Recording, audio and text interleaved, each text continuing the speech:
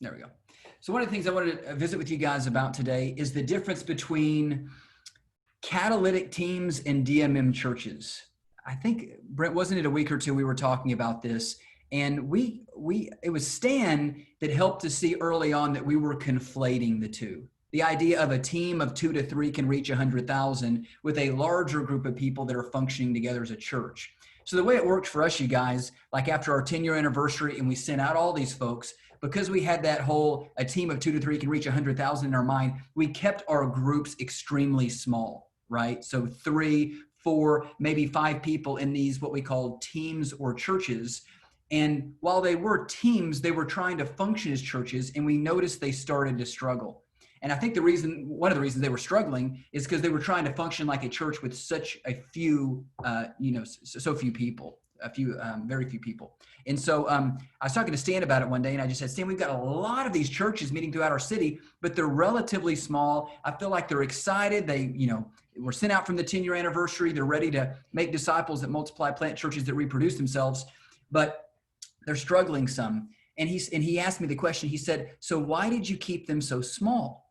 And I said, a team of 2 to 3 can reach 100,000. I mean, what do you mean why keep them small? Because we want to reach hundreds of thousands of people. And he said, I think you might be conflating what would be called like a DMM catalytic team and a DMM Gen Zero church. And so I wanted to talk for a minute about the difference between those, the changes we made and how it was helpful to us. So we started recognizing that a lot of these folks that were sent out from our church were really operating more like Gen Zero churches than teams anyways. And so what we encouraged them to start doing, we had quite a few teams or churches meeting. We encouraged some of them for the sake of momentum and encouragement to start combining. So instead of separate groups of 3 or 4 or 5, we started having groups of 15, 20, 25, 30, or even 35 in some of them. And we noticed that as soon as they combined, they got more traction. You know what I'm saying? And they got more momentum. And they started feeling more like a church than they felt when there was only 4 of them there, right? Because as we start to function like a church and we're reading the New Testament passages on church and we're trying to do those, we see things like spiritual gifts, and you're kind of going, okay, I think there's 3 gifts in this room. And so we're missing quite a few of them. We might need more people that are saved that have some gifts that could edify this group.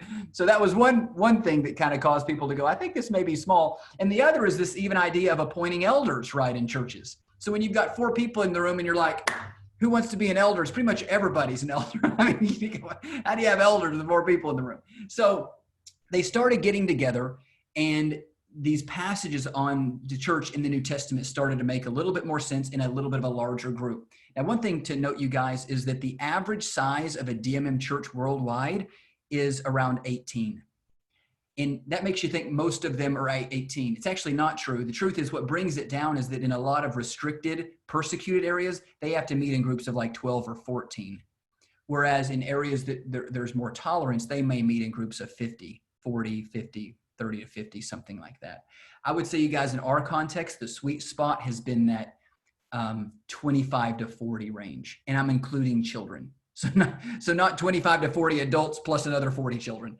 But we had the value in reading the New Testament passages on church that however many we had, we wanted to be able to meet in a home to do some of the things that we read in the New Testament. So what's the difference between a catalytic team and a DMM church? Number one, the catalytic team is usually small, and it's on purpose. A team of 2 to 3 can reach 100,000. And the catalytic team is like the example I told you of the missionary couple and the single gal that went to an unreached people group.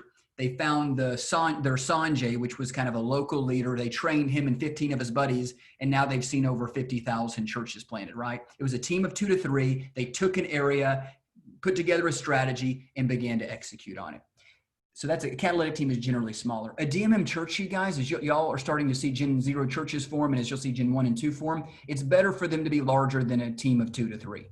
Catalytic team, better to be small. In fact, I've heard some saying, used to catalytic teams are more like 5 or 6. Now some people are saying catalytic teams are better if they're 2 to 3. So you want them to be strategically small. So right now, kind of on our eLife staff, it's myself and John and Tyler that form. We've got other staff and other folks that are, laboring for this, but we kind of form the catalytic team of 2 to 3.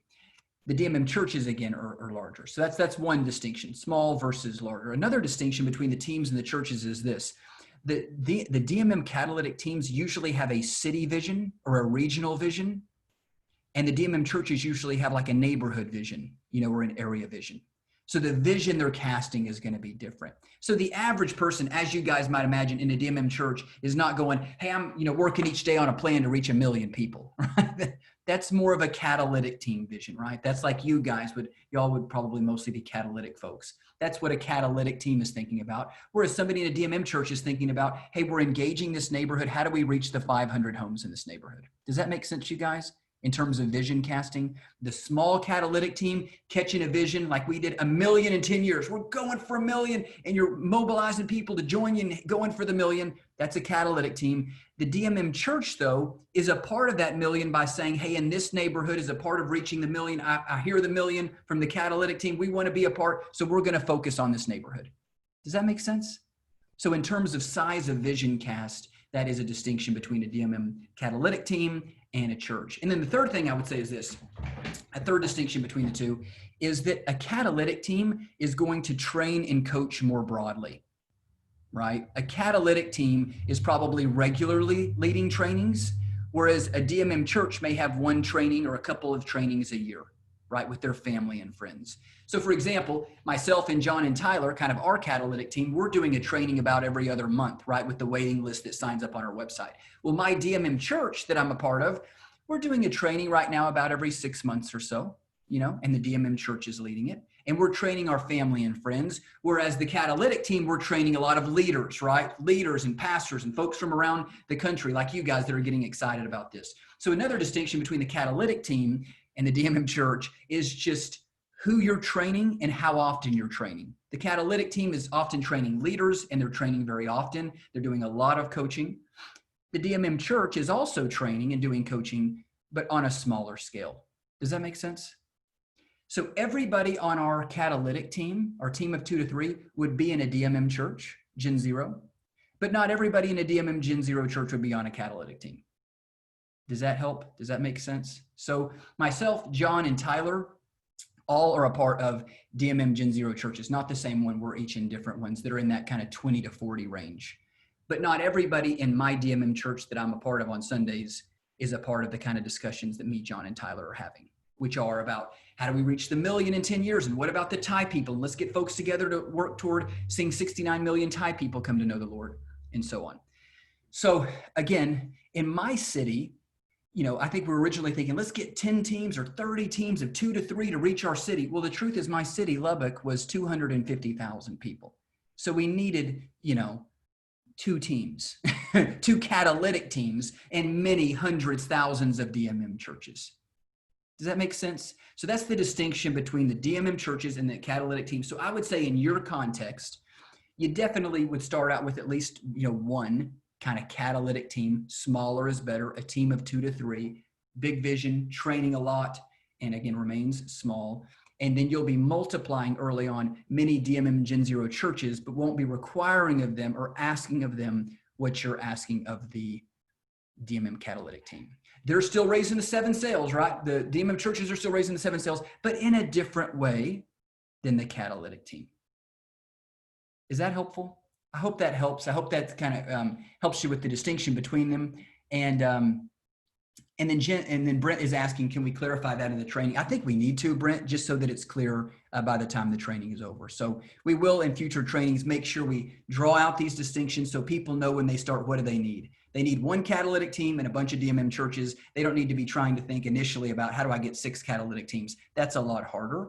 One more thing I would say before I hit stop on this recording is often the catalytic teams long-term might be looking to have a business or a job or even support raise such that they have more time to do this than somebody in a Gen Zero church.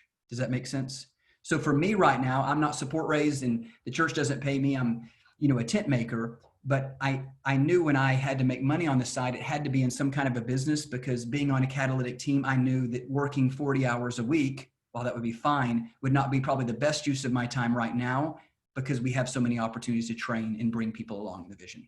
Does that make sense? So that also gives you an idea of who long-term needs to be somewhat freed up so they can focus on this more. That's more catalytic team type folks than folks in the DMM churches.